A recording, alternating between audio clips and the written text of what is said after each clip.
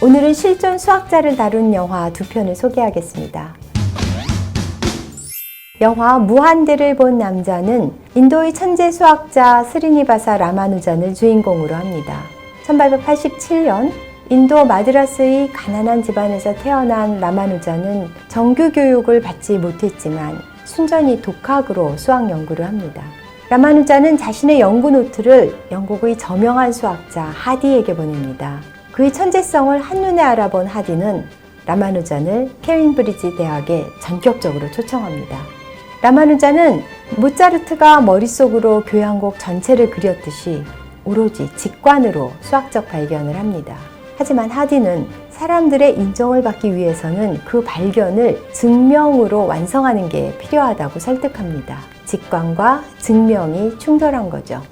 라마누잔의 영국 생활은 평탄치 않았습니다. 인종 편견과 종교 차이로 고통을 겪다가 결국 폐결핵에 걸렸고 고향으로 돌아와 안타깝게도 32살의 젊은 나이에 생을 마감했습니다.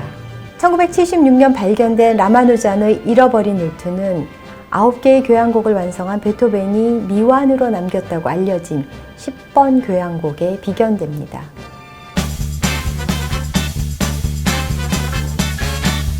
자연수를 분할하는 방법의 수를 말하는 건데요. 예를 들어 4를 분할하는 방법은 4, 3 더하기 1, 2 더하기 2, 2 더하기 1 더하기 1, 1 더하기 1 더하기 1 더하기 1 이렇게 5가지입니다.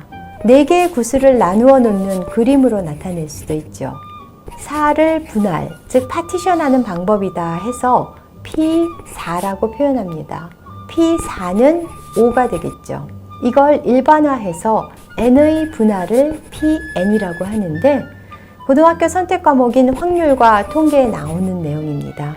n이 작으면 간단하지만 커지면 Pn을 구하는 것은 거의 불가능할 정도로 복잡해지는데 라마누잔은 이에 대한 공식을 만들어냅니다.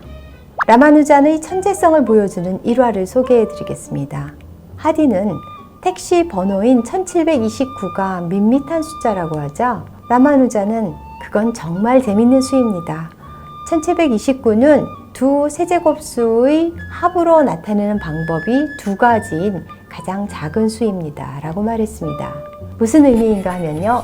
1729는 1의 세제곱 더하기 12의 세제곱으로 나타낼 수 있고 또 9의 세제곱과 10의 세제곱의 합으로 나타낼 수도 있는데 그런 2가지 표현이 가능한 가장 작은 수라는 거죠. 영화 제목이 무한대를 본 남자이기 때문에 무한과 관련된 자식 자랑을 잠깐 해볼까 합니다. 아이가 6살 때를 기억하는데요. 제가 출장을 가서 전화를 하니 엄마, 선물을 무한만큼 사가지고 0만큼 빨리 와 하더라고요. 저는 혹시 우리 아이가 수학 천재가 아닐까 기대를 잠시 가졌지만 수학에 대해 평범하다는 걸 깨닫고 그 미망에서 곧 빠져나오기는 했습니다.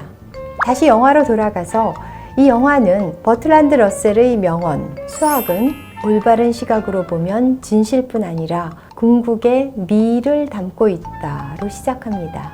아마도 라마누잔은 수학의 궁극적인 미를 받겠죠. 두 번째 영화는 수학자 존 내쉬를 주인공으로 하는 뷰티풀 마인드입니다. 영화는 1940년대 최고 엘리트들이 모이는 프린스턴 대학의 새내기 내쉬에서 시작합니다. 어느 날 친구들과 함께 들린 술집에서 금발 미녀들을 둘러싸고 벌이는 경쟁을 지켜보던 내쉬는 게임 일원의 내쉬 근형을 생각해냅니다. 그러나 내쉬는 냉전 시대 소련의 암호 해독 프로젝트에 비밀리에 투입되고 이로 인해 정신분열증을 겪으며 파란만장한 삶을 살게 됩니다. 굴곡진 세월을 보낸 내쉬는 1994년 게임 이론의 핵심 개념을 정립한 공로로 노벨 경제학상을 수상했습니다. 내쉬는 2015년 비선형 편미분 방정식에 대한 공로로 아벨상도 수상했습니다. 아벨상은 좀 생소하실 텐데요. 수학 분야의 영예로운 상으로 필드상이 있죠. 필드상은 4년에 한 번 40세 미만의 수학자에게 주고 아벨상은 매년 시상하면서 나이 제한이 없습니다. 상금은 아벨상이 노벨상에 필적할 만큼 많고요. 그래서 아벨상을 수학의 노벨상으로 보기도 합니다. 스웨덴에서 주는 노벨상, 노르웨이에서 주는 아벨상. 발음도 비슷하죠?